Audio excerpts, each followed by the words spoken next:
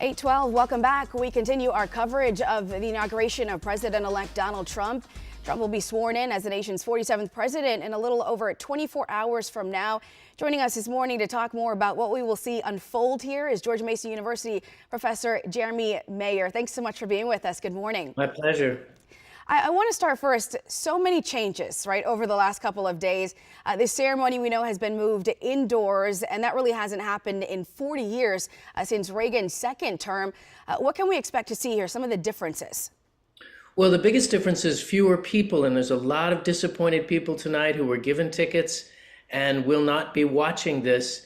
But this does happen. D.C. gets cold sometimes. I was there when Obama was sworn in 2009.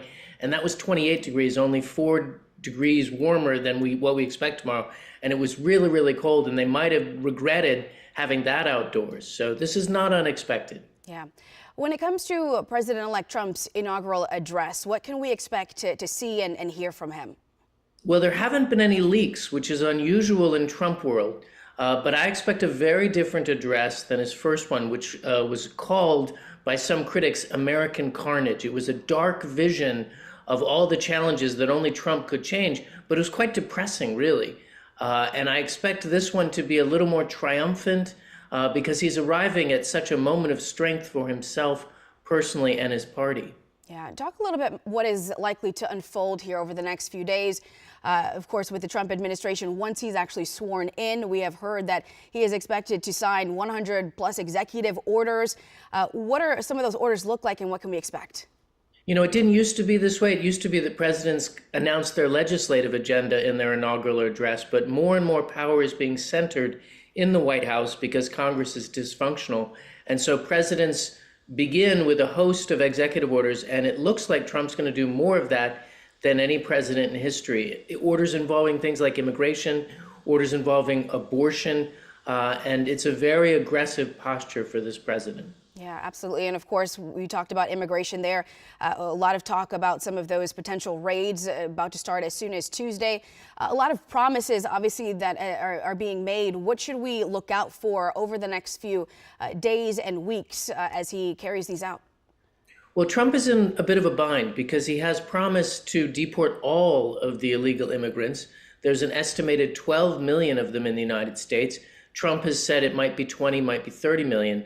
And so if he goes forward with broad deportations, that's going to be stark images in the media of children crying, husbands separated from their wives. And I'm wondering if this is all a bluff.